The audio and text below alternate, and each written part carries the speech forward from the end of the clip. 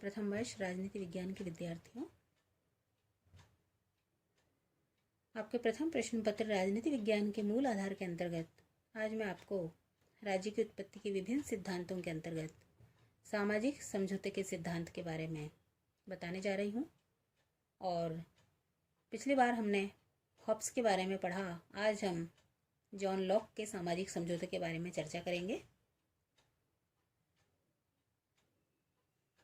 John Locke 1632 से 1704 के मध्य England में थे। जॉन लॉक इंग्लैंड के ही एक दार्शनिक थे और उन्होंने जो परिस्थितियां देखी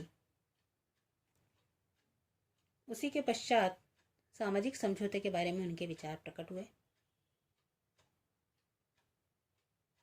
1688 की गौरवमय क्रांति के 2 वर्ष पश्चात लॉक ने अपनी पुस्तक the two treatises on government में इस बात का प्रतिपादन किया कि निरंकुश राजतंत्र के स्थान पर वैधानिक राजतंत्र की स्थापना और संसद के अंतिम सत्ता को स्वीकार करना नितांत सही था।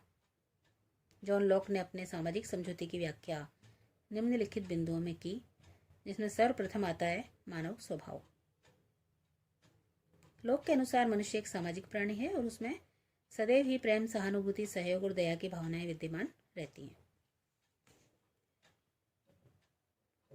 उस समय सबसे प्रमुख नियम यह था कि तुम दूसरों के प्रति वैसा ही बर्ताव करो जिसकी तुम दूसरे से अपने लिए अपेक्षा करते हो। यदि हम प्राकृतिक अवस्था को देखें तो मनुष्य का प्राकृतिक जीवन लॉक के अनुसार शत्रुता, नीचता, मनुष्य के आपसी नाश का जीवन न होकर सुख, शांति, आपसी सहयोग और रक्षा का जीवन था।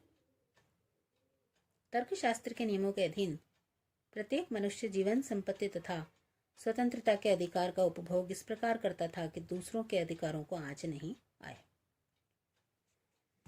तीसरे बिंदु में यदि हम समझौते के कारण देखें तो विचारणीय प्रश्न यह उठता है कि व्यक्ति शांति, सदिच्छा, सहयोग, प्रेम की एक स्वर्गिक अवस्था को त्यागने के लिए क्यों तैयार हुए। इस संबंध में लोक ने यह कहा है कि यद्यपि प्राकृतिक अवस्था श्रेष्ठ थी, लेकिन इस अवस्था में व्यक्तियों को कुछ ऐसी असुविधाएं अनुभव हुई जिनके कारण व्यक्तियों ने इस अवस्था का त्याग करना ही उचित समझा। इस अवस्था में प्रमुख रूप से 3 असुविधाएं अनुभव की गई। पहला, प्राकृतिक नियम स्पष्ट नहीं थे। दूसरा, इन नियमों की व्याख्या करने के लिए निष्पक्ष न्यायाधीश नहीं थे। और तीसरा, इन नियमों को लागू करने के लिए कोई शक्तिशाली सत्ता नहीं थी। इन सभी असुविधाओं को दूर करने के लिए ही राज्य के निर्माण का निश्चय किया गया। अब आता है समझौता।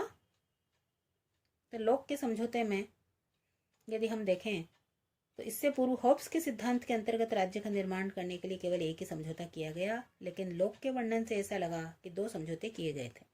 इसमें पहला सामाजिक था और दूसरा राजनीतिक। सामाजिक समझौते के द्वारा प्राकृतिक अवस्था का अंत करके समाज की स्थापना की गई। इस प्रकार शासक के द्वारा अपने प्रजाजनों के जीवन, स्वतंत्रता और संपत्ति की गारंटी दी गई। नवीन राज्य का स्वरूप देखें तो लॉक के सामाजिक समझौते के सिद्धांत के अंतर्गत सरकार को स्वयं एक लक्ष्य नहीं वरन लक्ष्य प्राप्ति का साधन मात्र माना गया। लॉक के शब्दों में, जनता द्वारा शासक को प्रदत्त कानून निर्माण का अधिकार सर्वोच्च अधिकार है, किंतु यह निरंकुश नहीं है। इसका प्रयोग जनता के हितार्थी होना चाहिए, जिसके लिए प्रदान किया गया है। लॉक के समझौते की भी कई आधारों पर आलोचना की गई, जिसमें पहला था प्राकृतिक अवस्था का चित्रण अवास्तविक। दूसरा, राज्य की स्थापना का उद्देश्य मात्र भौतिक नहीं होता। तीसरा, निरंतर क्रांति की आशंका। चौथा, राज्य सत्ता विभाजित नहीं होती।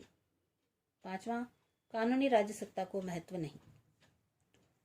यदि हम उपयुक्त आलोचनाओं को देखें तो भी लॉक के सामाजिक समझौते के महत्व से इनकार नहीं किया जा सकता। इन आलोचनाओं के बावजूद राजनीतिक विचारों के इतिहास में लॉक के विचारों का स्थायी महत्व है।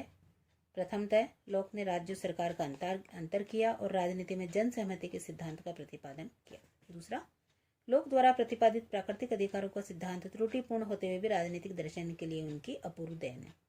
तीसरा, मॉन्टेस्क्यू द्वारा प्रतिपादित शक्ति पृथक्करण सिद्धांत के बीज भी लॉक के विचारों में निहित है। चौथा, लॉक ने धार्मिक सहिष्णुता के विचार का भी प्रतिपादन किया। तो इस प्रकार से लॉक एक बहुत ही प्रगतिशील विचारक कहे जा सकते हैं। 18वीं सदी के राजनीतिक विचारों और शासन संबंधी कार्यों पर लोक के विचारों का बहुत अधिक प्रभाव पड़ा। फ्रांस की राज्य क्रांति और अमेरिकी स्वतंत्रता संग्राम को लॉक के सिद्धांतों से प्रेरणा मिली। बेंथम का उपयोगितावाद और मिल का व्यक्तिवाद भी उसके विचारों से प्रभावित है। इस संबंध में प्रोफेसर मैक्सी का यह कथन एकदम सत्य है कि निर्माण करने वाला हाथ कहीं वालपोल का, कहीं जेफरसन का, कहीं गैम्बेटा का और कहीं केरूर का था, किंतु प्रेरणा निश्चित रूप से लोक की ही थी। धन्यवाद।